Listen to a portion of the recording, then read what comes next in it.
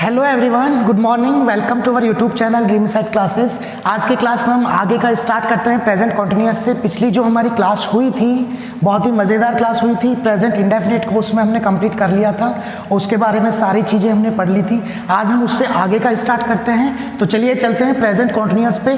Present continuous के बारे में सबसे पहले तो हम ये चीज़ जो लिखी हुई है इसको एक बार समझते हैं कि ये क्या है। देखिए यहाँ पर क्या लिखा हुआ है, verbs are generally not used in continuous form. Present continuous के बारे में हम स्टार्ट करेंगे। सबसे पहले एक थोड़ी सी ये चीज़ें हैं, इनको एक बार देख लेते हैं। कुछ ऐसी वर्ब्स हैं जो जनरली जो है कॉन्टिन्यूअस फॉर्म में यानी कि आईएनजी की फॉर्म में, कॉन्टिन्यूअस फॉर्म में यानी कि हम उसको कह सकते हैं कि आईएनजी की फॉर्म में वो वर्ब यूज नहीं की जाती जनरली। हो सकता है इनमें से कुछ वर्ब्स हैं जो अलग सेंस में अगर यूज होती हैं यानी कि उनका अलग अर्थ में अगर यूज किया जाता है, जो जनरली उनका अर्थ होता है उनसे हटके अगर अलग अर्थ में वो वर्ब यूज की जाती हैं तो हो सकता है उस कंडीशंस में उनके साथ आईएनजी आ जाए।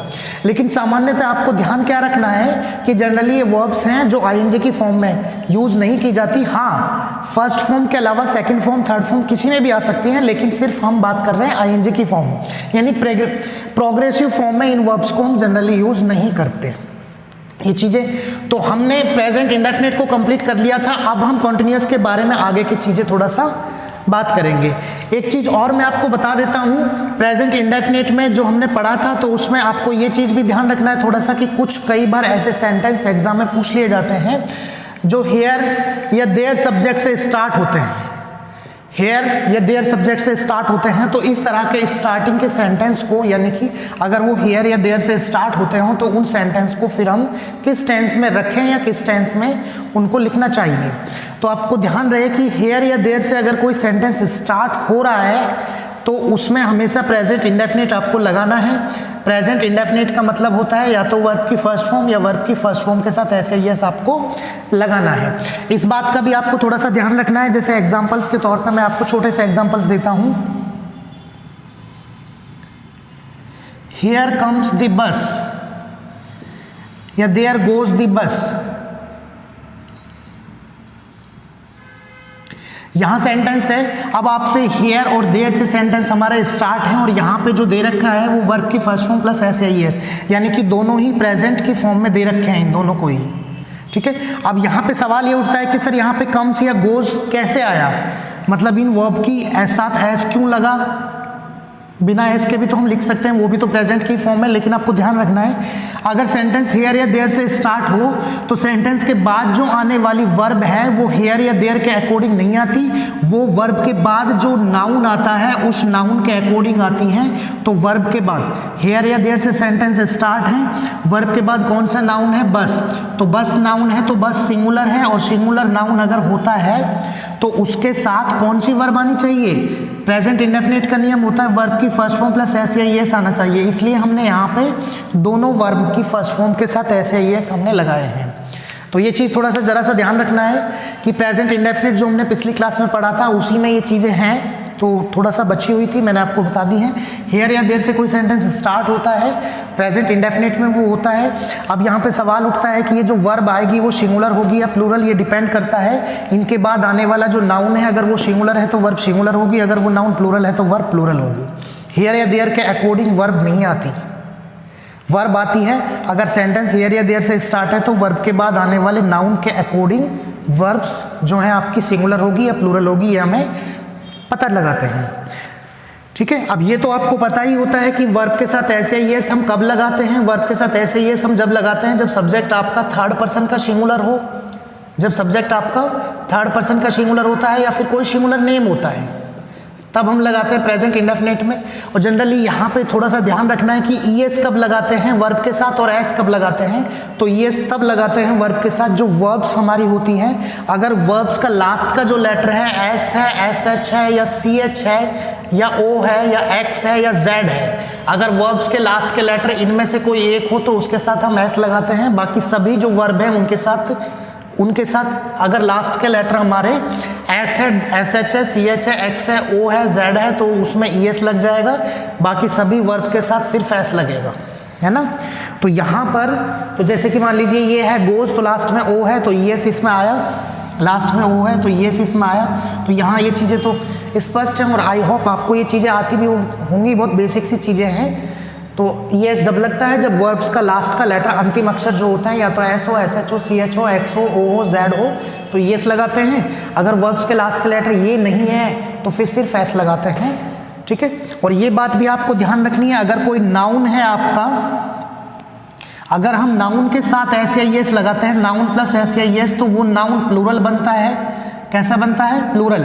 लेकिन वहीं पे अगर वर्ब की हम बात करते हैं, अगर हम वर्ब के साथ S या ES लगाते हैं तो वर्ब आपकी सिंगुलर बनती है, अपोजिट हो जाता है। इस चीज़ का ध्यान रखना है, ठीक है।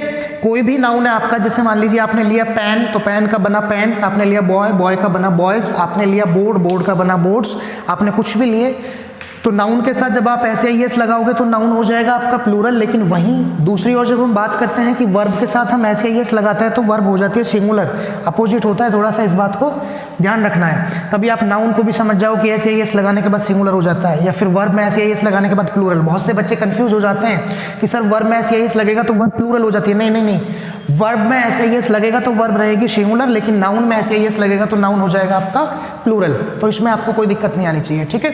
तो लेट्स स्टार्ट। अब हम समझते हैं प्रेजेंट कॉन्टिन्यूअस में क्या क्या चीजें इंपॉर्टेंट है जो हमें देखनी है और जो हमें पढ़नी है। तो सबसे पहले तो हम देखते हैं कि कुछ ये वर्ब्स हैं, ये वर्ब्स वो हैं जिनका हमें हमेशा प्रेग्रेसिव फॉर्म में यूज नहीं करना है। दैट मीन्स ING फॉर्म में या कंटिन्यूअस फॉर्म में इनका जनरली यूज नहीं किया जाता, बाकी सिंपल फॉर्म में इनका यूज किया जाता है। या तो फर्स्ट फॉर्म में ये वर्ब्स यूज की जाती हैं जनरली, या फिर ये आपके सेकंड या थर्ड फॉर्म में सेंटेंस के अकॉर्डिंग वो पता चलेगा यूज हो सकती हैं, लेकिन सिर्फ ING फॉर्म में यूज नहीं की जाती। कौन कौन सी ऐसी वर्ब्स हैं देखिए, see, hear, smell, notice, recognise, taste, deserve. क्या वर्ब है? Deserve, deserve, depend, seem, appear, look, love, hate, like, fit, hear, ये रिपीट हुआ है।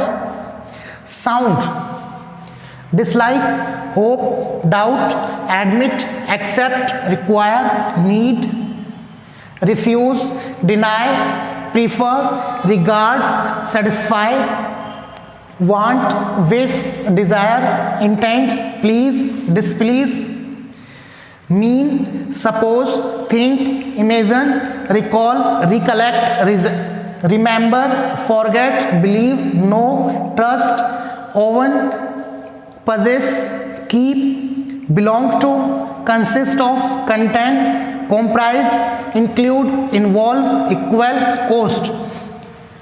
इंपॉर्टेंट जो वर्ब्स थी वो मैंने आपको यहाँ पे सिर्फ लिखाई है। तो ये वर्ब्स वो हैं जनरली जिनको हमें ING फॉर्म में यूज नहीं करना है, थोड़ा सा आपको ध्यान रखना होगा। आप देखिए आगे चलते हैं। हो सकता है, इस बात को आप समझते चलिएगा, हो सकता है इनमें से कुछ वर्ब्स ऐसी हों जिनका अन्य अर्थ में या भिन्न अर्थ में यूज किया जाता है। डिफरेंट अर्थ में अगर उनका यूज किया जाता है तो डिफरेंट सेंस में यूज होने पर वो वर्ब्स जो हैं ING की फॉर्म में आ सकती हैं। ऐसा होगा, आपके मन में भी सवाल उठ रहा है कि सर एक दो वर्ब ऐसी हैं या कुछ वर्ब्स ऐसी हैं जिनका हमने ING फॉर्म देखा है। देखिएगा, जैसे मान लीजिए हेयर, जो हम बात कर रहे हैं कि हेयर का जनरली जो है यूज किया जाता है वर्ब की फर्स्ट फॉर्म या ING फॉर्म में यूज नहीं किया जाता। सेकंड फॉर्म में भी यूज हो सकता है बट ING फॉर्म में हेयर को यूज नहीं होता। लेकिन अगर हेयर की हम बात करें कि केस वगैरह की सुनवाई के लिए, कोई भी केस है, अगर केस की सुनवाई के लिए हम इसका यूज करना चाहते हैं तो इसका ING के फॉर्म में यूज किया जाएगा। जैसे मान लीजिए हम आप कहते हैं द जज is hearing the case, तो यहां पे ING की फॉर्म में यूज हुआ, ING के फॉर्म में यूज हुआ। ऐसे ही और भी वर्ब हैं, जैसे मान लीजिए स्मेल है। स्मेल जो वर्ब है जनरली इसका अर्थ होता है महकना। स्मेल का अर्थ होता है खुशबू देना, महकना, स्मेल। लेकिन हो सकता है अगर स्मेल, वैसे तो ING फॉर्म में यूज नहीं होता, लेकिन नाक के कई बार इसको स्मेल को हम यूज करते हैं किसी चीज को स्मेल करना। जैसे मान लीजिए फ्लावर है, रोज फ्लावर या कोई भी फ्लावर है, उसको लेके हम नाक के लगा के स्मेल करते हैं, तो हम स्मेल करते हैं उसको, ठीक है। तो स्मेल करना यानी कि नाक के सटाकर उसको सूंघना, नाक के सटाकर सूंघना किसी चीज को, तो उसमें स्मेलिंग हो सकता है इसका यूज। जैसे she is smelling the flower, she is smelling the flower, तो यहां पे इसका अर्थ क्या हुआ कि वह फ्लावर को नाक के सटाकर सूंघ रही है, यहां इसका अर्थ ये हुआ। तो इस तरह की चीजें हैं। जैसे मान लीजिए हैव है, तो हैव जनरली आईएनजी फॉर्म में यूज नहीं होता, लेकिन कुछ सेंस में मान लीजिए हैव का मतलब होता है खाना, खाना किसी, मतलब जैसे हम ब्रेकफास्ट के लिए, लंच के लिए, डिनर के लिए इन सेंस में हैव का यूज करते हैं, तो हम कर सकते हैं आई एम हैविंग ब्रेकफास्ट, मैं ब्रेकफास्ट कर रहा हूं। आई एम हैविंग लंच, मैं लंच कर रहा हूं, तो उस सेंस में हम हैव का यूज कर सकते हैं। लेकिन अगर आप ये कहोगे आई हैव अ कार, मेरे पास एक कार है, ये छोटा सा सेंटेंस है, यहाँ इसका अर्थ अलग हुआ, यहाँ इसका अर्थ अलग हुआ।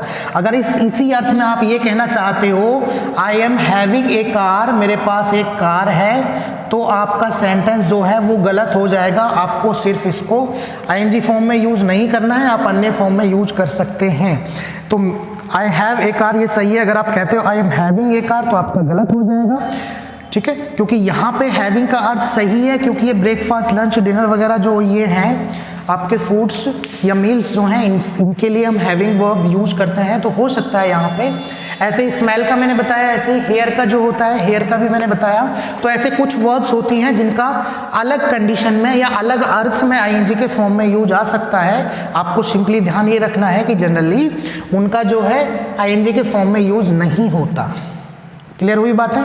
कुछ सेंटेंस, कुछ एग्जांपल्स मैं आपको देता हूं, उससे आपके थोड़ा सा क्लियर हो जाएगा आगे कि किस तरह के क्वेश्चंस इसमें से आ सकते हैं आपके।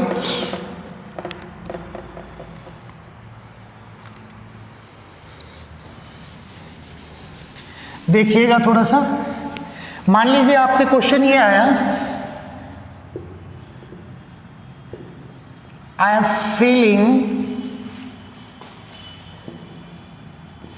That you are getting bored या you are not getting me, ठीक है, सिंपल सा सेंटेंस है I am feeling that you are not getting me. तो ये सेंटेंस मान लीजिए यहाँ पे यूज हुआ, तो इसमें अभी जो फीलिंग वर्ब यूज हुआ, क्या आपको लगता है ये सही है? आपको लगता है ये सही है? तो देखिए कैसे सही हो सकता है ये। दूसरा मैं बताता हूं, he is not even understanding the simple equations.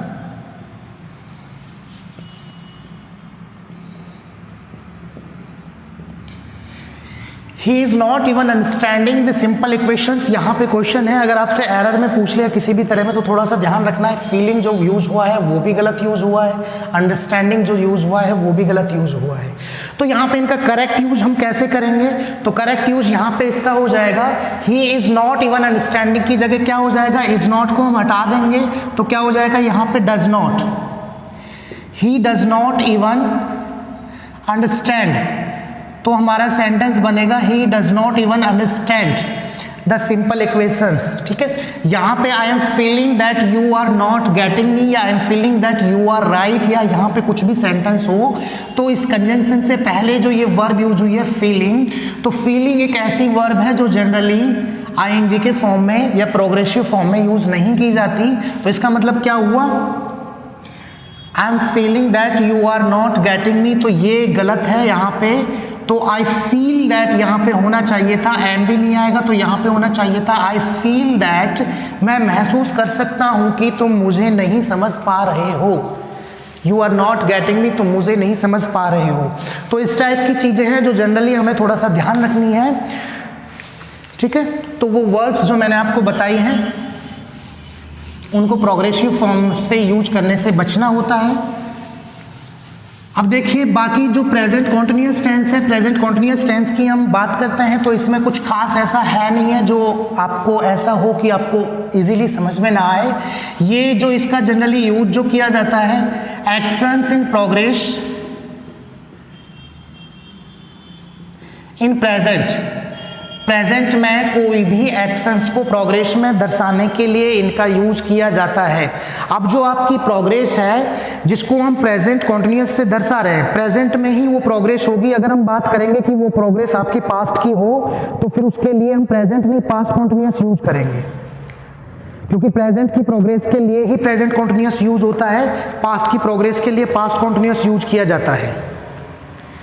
अब जो प्रेजेंट की जो प्रोग्रेस होती है, अगर आप इसको समझोगे तो ये दो तरह की प्रोग्रेस होती है। कैसे होती है?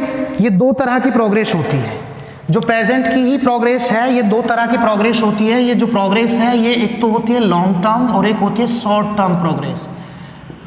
लॉन्ग टर्म की जो प्रोग्रेस है जो हमें दिखाई नहीं देती, और बाकी शॉर्ट टर्म की प्रोग्रेस है वो तो हम देख सकते हैं।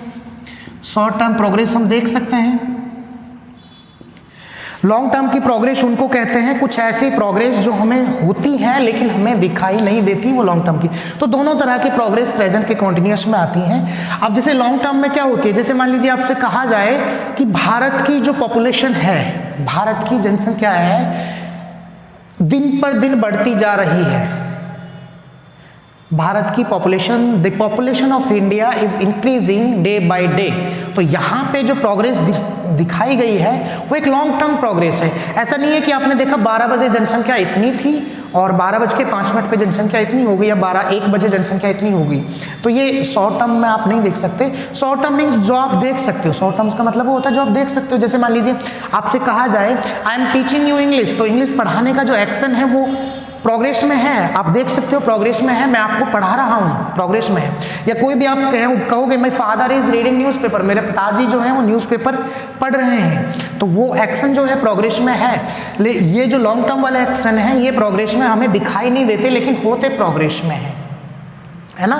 जैसे पॉपुलेशन का एग्जाम्पल मैंने बताया, या आप ये कह सकते हो the ice is melting gradually, या डे बाय डे जो बर्फ है हिमालय की वो डे बाय डे पिघल रही है, क्योंकि क्या बोलते हैं इसको, बहुत ज़्यादा टेम्परेचर जो बढ़ता जा रहा है, तो टेम्परेचर बढ़ने की वजह से जो बड़ी बड़ी जो बर्फ हिमालय पे हैं वो पिघल रही है। तो वो ऐसा थोड़े कि आपको वो प्रोग्रेस दिखाई दे रही है, वो बहुत दिनों के बाद एक प्रोग्रेस दिखाई देगी। बर्फ पिघलने की वजह से सी लेवल जो है वो भी ग्रेजुअली इंक्रीज होता जा रहा है, तो ये भी एक लॉन्ग टर्म की प्रोग्रेस है। ओजोन होल में छेद होता जा रहा है, बढ़ता जा रहा है वो छेद, ये पॉल्यूशन की वजह से, ये भी एक लॉन्ग टर्म प्रोग्रेस है जो चीज़ें होती हैं।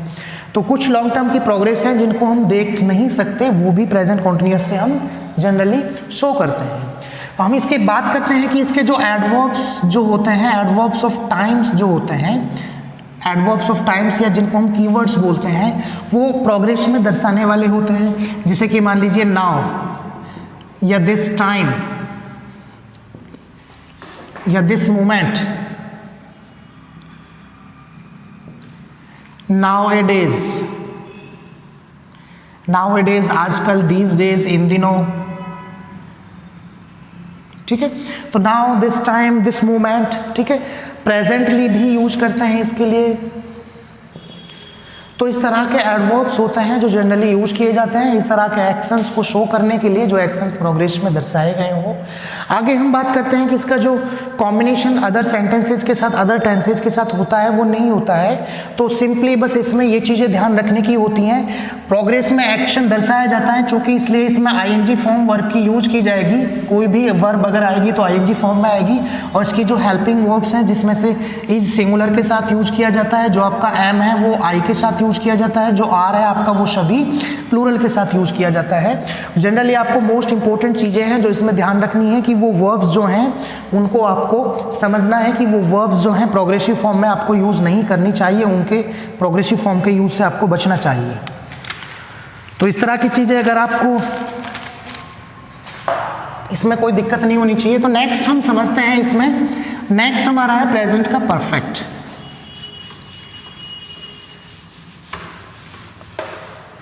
तो थर्ड जिसकी हम बात करते हैं वो है हमारा प्रेजेंट का परफेक्ट। देखिएगा परफेक्ट का मीन्स क्या होता है, जब हम इसकी बात करते हैं कि किस तरह के एक्शंस के लिए ये यूज किया जाता है। परफेक्ट का मीन्स होता है कंप्लीट। तो एक्शंस कंप्लीटेड इन प्रेजेंट, ऐसे एक्शंस के लिए यूज किया जाता है जो प्रेजेंट में आपके कंप्लीटेड हों, प्रेजेंट में आपके पूरे हो चुके हों। इसके जो कीवर्ड्स होते हैं जनरली या एडवर्ब्स जिनकी हम बात करते हैं जो इसके एक्शंस को दर्शाते हैं, वो एडवर्ब्स इसके जो होते हैं रिसेंटली, जैसे इसका है कि हाल ही में अभी मैंने कंप्लीट किया है एक्शंस को, या आप इसको कह सकते हैं ऑलरेडी, या जस्ट,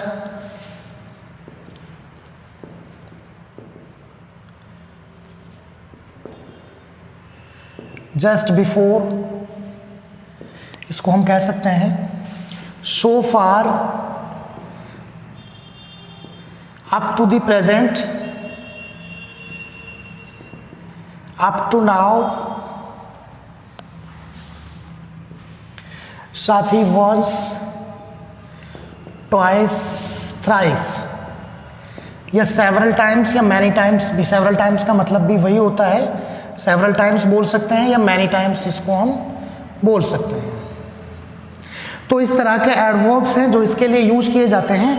अब आपको थोड़ी सी चीज़ें ध्यान में रखनी है कि प्रेजेंट जो परफेक्ट है इससे वो एक्शन शो किया जाता है या वो एक्शन डिनोट किया जाता है जो ऑलरेडी हो चुका है, जो एक्शन कंप्लीट हो चुका है।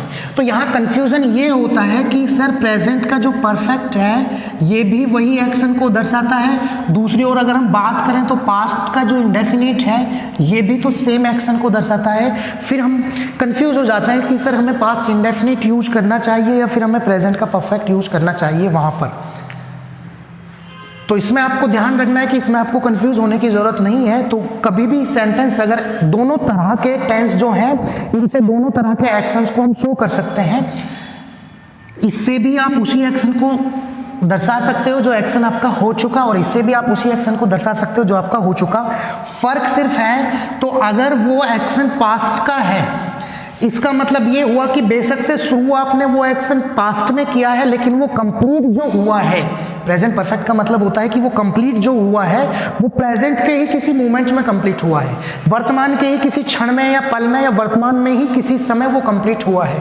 पास्ट का मतलब ये होता है कि वो कभी पास्ट में ही शुरू हुआ और पास्ट में ही वो कंप्लीट हो गया था। ठीक है, तो यहाँ अब इसको डिफरेंशिएट करने के लिए कुछ वर्ड्स हैं जो इसके साथ स्पेशली यूज होते हैं। मान लीजिए अगर लास्ट आया, लास्ट प्लस टाइम कहीं भी आ गया तो वो डेफिनेटली पास्ट का इंडेफिनिट माना जाएगा, या फिर वो यस्टरडे आया तो डेफिनेटली पास्ट का इंडेफिनिट माना जाएगा, या फिर वहाँ पे एगो आ गया तो डेफिनेटली पास्ट इंडेफिनिट माना जाएगा, या फिर द डे बिफोर आ गया, the day before yesterday, the day before to day before yesterday, तो द डे बिफोर आ गया। तो इस तरह के लास्ट, यस्टरडे या एगो अगर आ जाए सेंटेंस में तो ही वो पास्ट इंडेफिनिट का होगा, अदरवाइज हम उसको कंसिडर करते हैं प्रेजेंट के परफेक्ट में। हम उसको मान के चलते हैं कि वो प्रेजेंट का परफेक्ट है। अगर उसमें कोई भी एडवर्ब्स या टाइम्स को दर्शाने वाले वर्ड्स नहीं दिए गए तो प्रेजेंट का परफेक्ट माना जाएगा। अगर दिए जाएंगे तो वो सेपरेट किया जाएगा इन वर्ड्स को लगाकर कि स्पेसिफाई किया जाएगा कि वो पास्ट इंडेफिनिट का है, तो फिर हमें उसको पास्ट इंडेफिनिट का समझना है।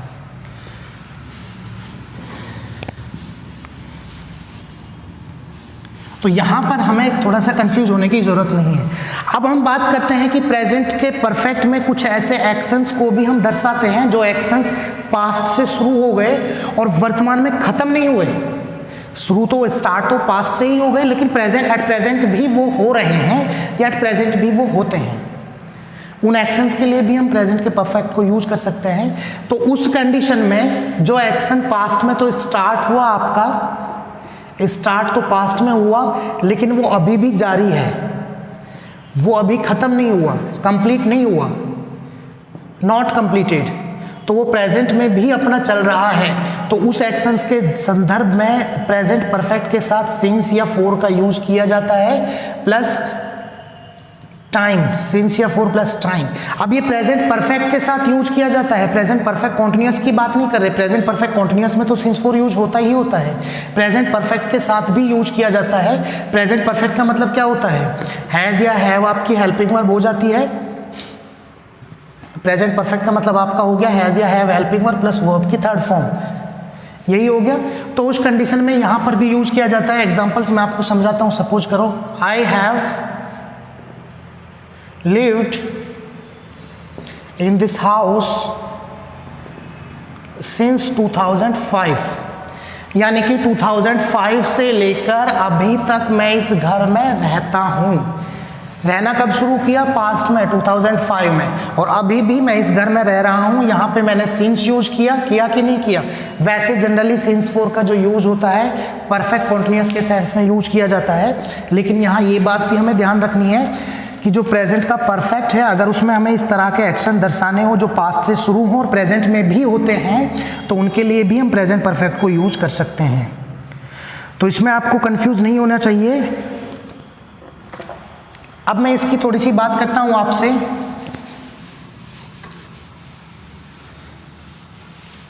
कि प्रेजेंट का जो परफेक्ट है, क्या ये किसी दूसरे टेंस के साथ भी कॉम्बिनेशन बना सकता है? हाँ जी, बिल्कुल बना सकता है। प्रेजेंट का जो परफेक्ट है जनरली प्रेजेंट इंडेफिनिट के साथ भी कॉम्बिनेशन बना सकता है।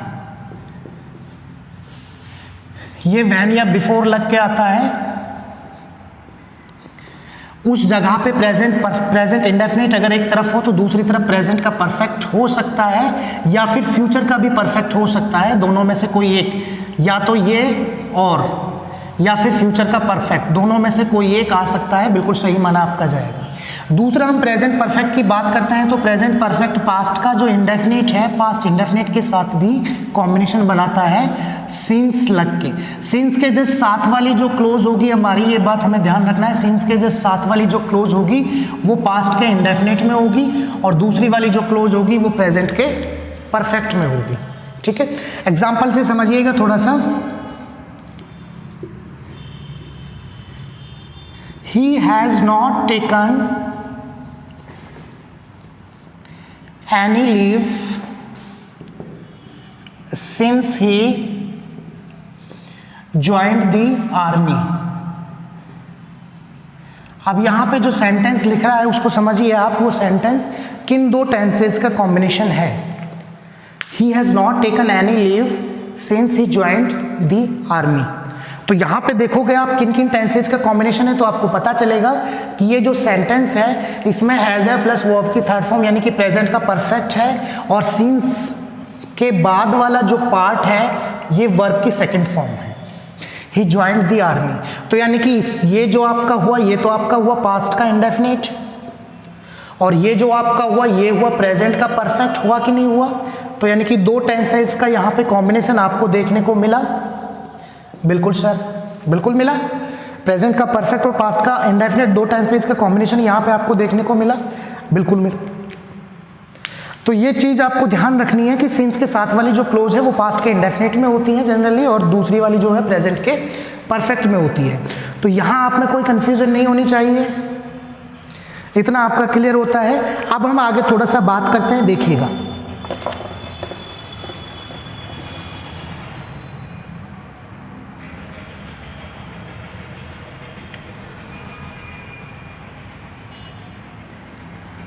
नेक्स्ट सेंटेंस एग्जाम्पल मैं आपको लिखाता हूं, इसमें आप एरर छांटिए, आपको पता चलेगा कहाँ इसमें गलती है।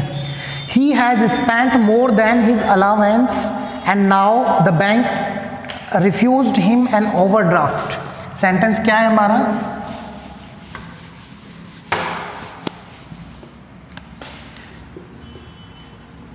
ही has spent more then his allowance and now the bank refused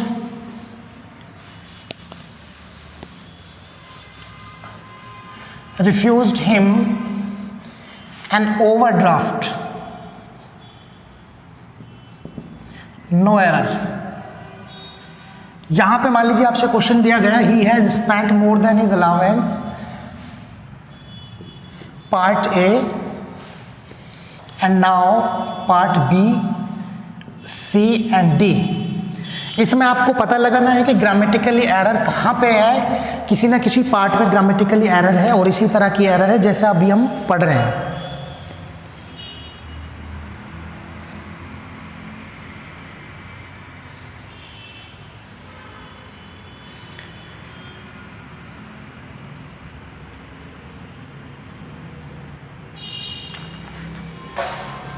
आगे हम बात करते हैं दूसरा sentence. cricket has become a popular game nowadays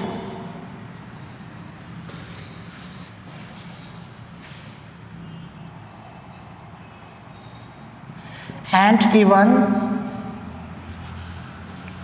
इसको आगे लिख देता हूं मैं, and even elderly people are discussing about the game when they meet. No error. Cricket has become a popular game nowadays. ये आपका यहाँ तक पूरा A पार्ट है, part A. And even elderly people are discussing, ये आपका part B है, ये आपका पार्ट C है, ये आपका पार्ट D है. दो सेंटेंस हमारे सामने हैं. दोनों सेंटेंस को पढ़ के दोनों सेंटेंस में हमें ग्रामेटिकल एरर का पता लगाना हो. तो दोनों सेंटेंस को हम लेके चलते हैं तो समझ में आता है हमारे. He has spent more than his allowance and now the bank refused him an overdraft. No error. तो यहाँ पे देखिए बच्चों, समझने की चीज क्या है कि यहाँ पे जो दो क्लोजेस का कॉम्बिनेशन है, यानी कि दो टेंसेस का कॉम्बिनेशन है, तो उस कॉम्बिनेशन को हम समझते हैं. तो हैज स्पेंट प्रेजेंट का परफेक्ट हो गया आपका. स्पेंड जो वर्ब की थर्ड फॉर्म होती है, ये वर्ब की थर्ड फॉर्म हो गई, हेल्पिंग वर्ब हो गई has. More than is allowance, कोई दिक्कत नहीं है. एंड नाउ, अब यहाँ पे देखिए ये कंजंक्शन जो है, ये कंजंक्शन से पहले की क्लोज है, ये कंजंक्शन से बाद की क्लोज है. कंजंक्शन से बाद की क्लोज जो है नाउ से स्टार्ट हो रही है. तो जब नाउ की बात हो रही है तो इतना तो आप समझ सकते हैं कि बात हमारे हो रही है प्रेजेंट की, बात हो रही है प्रेजेंट की. और यहां पे जो दिया हुआ है वर्ब की सेकंड फॉर्म दी हुई है. क्या दी हुई है? वर्ब की सेकंड फॉर्म. अब एक चीज और आपको ध्यान रखना है कि आप कैसे पता लगाएंगे कि सर कौन सी तो वर्ब की थर्ड फॉर्म है और कौन सी वर्ब की सेकंड फॉर्म है. बहुत सारी वर्ब्स ऐसी होती हैं जिनकी सेकंड और थर्ड फॉर्म सेम होती है, तो वो चीज का आपको थोड़ा सा ध्यान रखना है. तो उसमें वर्ब की थर्ड फॉर्म जो भी होगी वो हमेशा हेल्पिंग वर्ब के साथ आएगी, वो हमेशा हेल्पिंग वर्ब के साथ आएगी. अगर सेम ऐसी वर्ब की सेकंड फॉर्म है तो अगर उसके साथ कोई भी हेल्पिंग वर्ब नहीं है तो वो सेकंड फॉर्म है. जैसे रिफ्यूज्ड जो है सेम थर्ड फॉर्म है, सेम सेकंड फॉर्म है. यदि इसके साथ हेल्पिंग वर्ब लगी है तो ये थर्ड फॉर्म है, हेल्पिंग वर्ब नहीं लगी तो ये सेकंड फॉर्म है. तो द बैंक आपका सब्जेक्ट हो गया, ये वर्ब की सेकंड फॉर्म हो गई. तो आप समझ सकते हैं कि नाउ जब हमारे सेंटेंस में आ रहा है दैट मीन्स प्रेजेंट का होना चाहिए हमारा जो एक्शन है. और यहाँ पे दिया गया है पास्ट का, वर्ब की सेकंड फॉर्म मीन्स पास्ट का. तो यानी कि ये जो पार्ट है आपका ये ग्रामेटिकली एरर रखता है. पार्ट सी है जो आपका ग्रामेटिकली एरर है, क्योंकि ये पार्ट सी का ही हिस्सा है और पार्ट सी का ये हिस्सा है, तो पार्ट सी में ग्रामेटिकली एरर है, तो पार्ट सी हमारा आंसर हो जाएगा. क्लियर हुई? नेक्स्ट जो हम बात करते हैं, अब यहाँ ये सेंटेंस हो गया. नेक्स्ट जो हम बात करते हैं, cricket has become a popular game nowadays and even elderly people are discussing about the game when they meet. अब यहाँ पे बात की जा रही है cricket has become a popular game nowadays. बिल्कुल सही है, यहाँ तक सेंटेंस बिल्कुल गलत नहीं है. क्रिकेट आपका सब्जेक्ट, बिकम वर्ब की थर्ड फॉर्म, प्रेजेंट परफेक्ट का हो गया. एंड जो आ रहा है उसके बाद even elderly people are discussing about the game when they meet. जब भी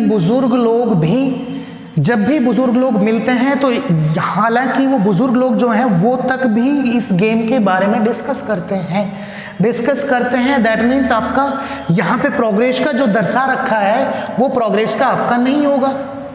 प्रोग्रेस का नहीं होगा तो फिर वो किसका होगा? प्रेजेंट परफेक्ट के साथ प्रेजेंट के इंडेफिनिट का होगा. किसका होगा? प्रेजेंट के इंडेफिनिट का. यहाँ पे जो प्रेजेंट कॉन्टिन्यूअस या प्रोग्रेसिव सेंटेंस दिया गया है प्रेजेंट का वो गलत है. यहाँ पे आना चाहिए इवन एल्डरली पीपल, फिर उसके बाद वर्ब की फर्स्ट फॉर्म आना चाहिए डिस्कस, सिर्फ वर्ब की फर्स्ट फॉर्म. ऐसे यस नहीं आएगा क्योंकि ये सब्जेक्ट आपका प्लूरल है. तो आर डिस्कसिंग की जगह पर होना चाहिए सिर्फ क्या होना चाहिए? डिस्कस. तो यानी कि आपके इस पार्ट में एरर है. ये पार्ट कौन सा है आपका? Part B. तो पार्ट बी में आपके ग्रामेटिकली एरर है. आर डिस्कसिंग की जगह आपके सिर्फ डिस्कस होना चाहिए था. तो इस तरह के सेंटेंस आपसे एग्जाम्स में बार बार पूछे जाते हैं, एरर वाले सेंटेंस हर एग्जाम्स में लगभग ये आते हैं, तो आपको इस तरह के सेंटेंस का थोड़ा सा ध्यान रखना है। अब लास्ट थिंग जो हमारी है वो प्रेजेंट के परफेक्ट कॉन्टिन्यूस की हम बात करते हैं। तो प्रेजेंट परफेक्ट कॉन्टिन्यूस में ऐसा कुछ खास है नहीं, बड़ा सिंपल सा टेंस है। प्रेजेंट परफेक्ट कॉन्टिन्यूस में इस तरह के एक्शंस दर्शाए जाते हैं जो आपके पॉइंट ऑफ टाइम से स्टार्ट होते हैं और प्रेजेंट में ही प्रोग्रेस में रहते हैं।